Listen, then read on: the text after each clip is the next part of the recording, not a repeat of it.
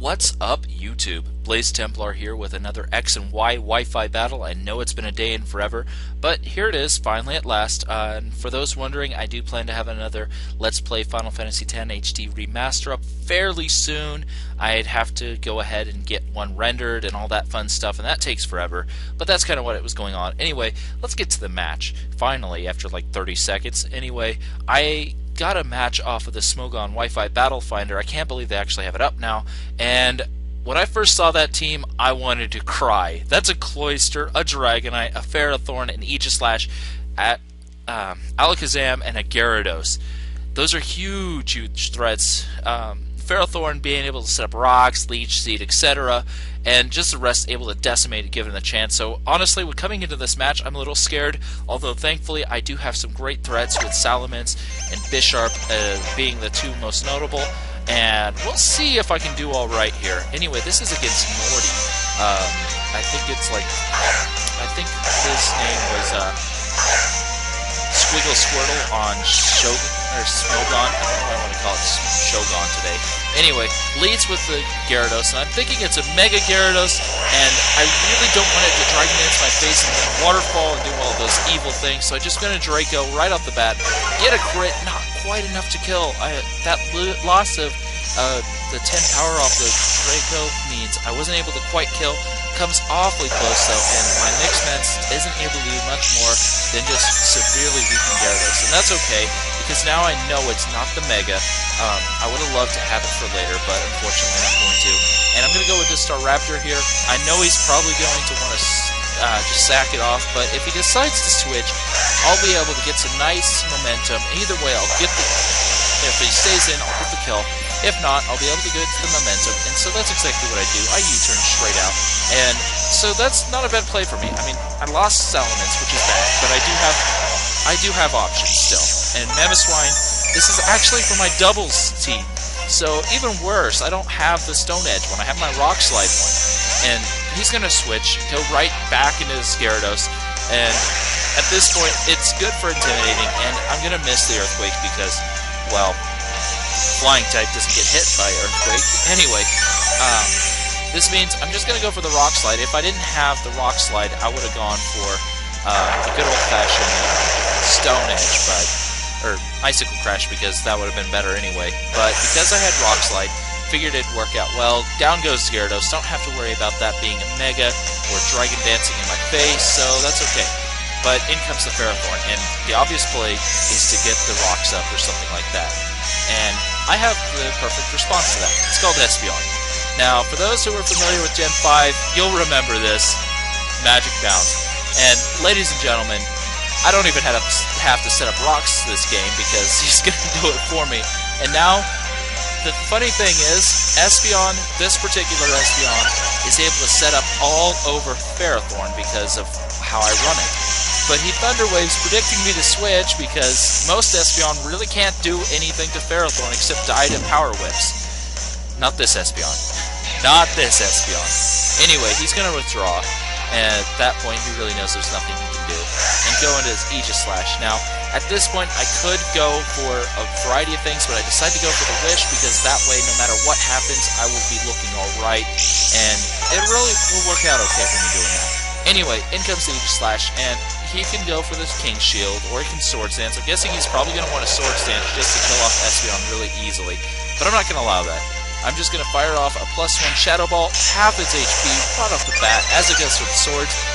Thankfully, it wasn't carrying the weakness policy, otherwise that could have been a bit of a problem after that +2, but because he's carrying the leftovers, it's more of a bulky set, designed to take a lot more hits and set up with King Shield, leftovers, etc. So I'm going to go into Staraptor because the Shadow Sneak is like the most obvious thing to ever happen, and I'm immune to that. But here's the thing, a lot of Staraptor like to carry Heat Wave, and I'm guessing he's thinking that because of how I brought it in. So what I'm going to do, instead of U-turning, because he's probably going to King Shield, though just lower my attack and not let me get out, I'm going to go ahead and just hard switch right out to Rotom. And at this point, all I have to do is Will-O-Wisp, and this Aegislash is no longer going to be a threat. So that's the plan, and thankfully the Will-O-Wisp does hit, and Rotom's job has just ended, because that was the one thing I really needed him to do. Everything else I can basically deal with at this point with the other Pokemon. But if I could get a nice Hydro Pump off, one-shot this thing, that would be amazing, because he does have the damage, and this is a more offensive. It's a bulky offensive Rotom with like max special attack. I think it's running a modest nature, so it can do a lot of damage. But that's besides the point. He does King Shield just to get back to his defensive form. Good play on his part. My Hydro Pump, of course, doesn't hit because of King Shield, but the burn is going to whittle him down just a bit more, make him lose a little more HP thanks to the fact that the leftovers don't recover enough to counter the burn damage. So I'm able to fire off that Hydro Pump. It's going to do a huge chunk of damage, almost take it out, but not quite. And unfortunately for me, the Camtasia, the program I'm using right now, is not being very nice. Now, I'm down to 19 HP. A Shadow Sneak at this range will kill me. But the thing is, another burn hit will kill him. Now, I could stay in and just let him kill my Rotom, but I'm going to pull a nasty little thing because I have a normal type on my team. No reason to take extra damage.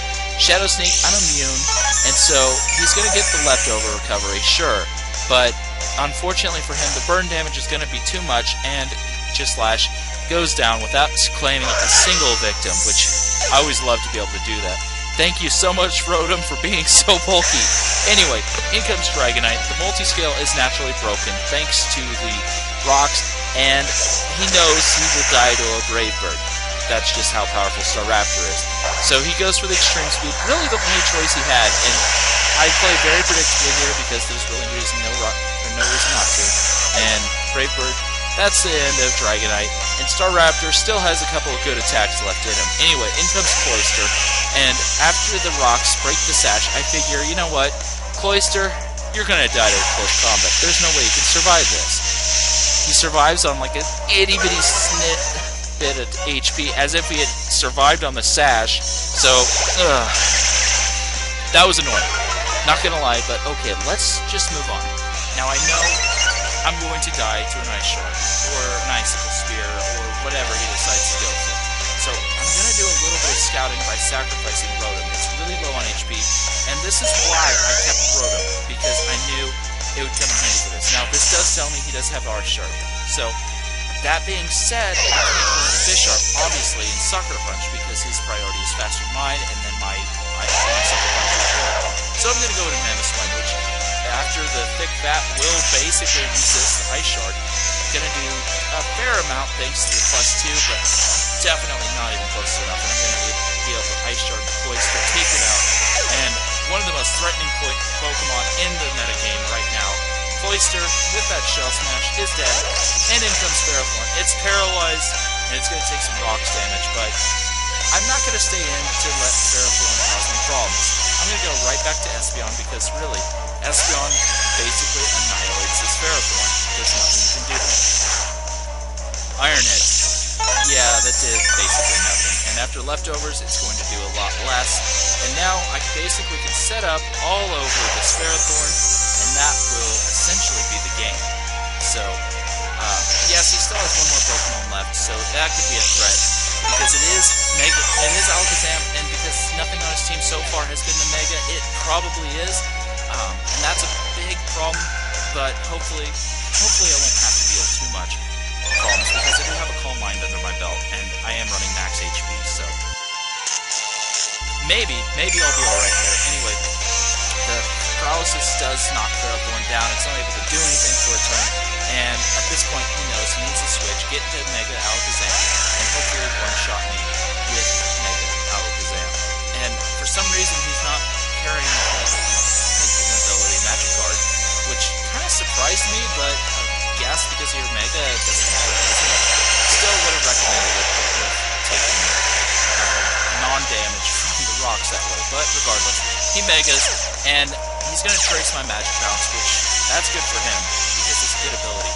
Unfortunately, it may not be enough. Here comes the Shadow Ball. Is it going to be enough to take out Espeon? Nope, and my own Shadow Ball goes ahead and retaliates, and that is one very dead Mega Alakazam. Gets to do absolutely nothing. And with Mega Alakazam's fall, that game basically has come to an end.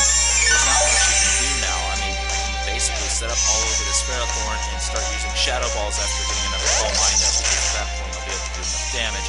And he does realize it rather quickly, actually, after I do get that second Calm Mind off, that this game is over now that he's lost his Mega Alakazam. And so, that being said, good game. I really enjoyed it, and I hope we can have another one sometime in the future.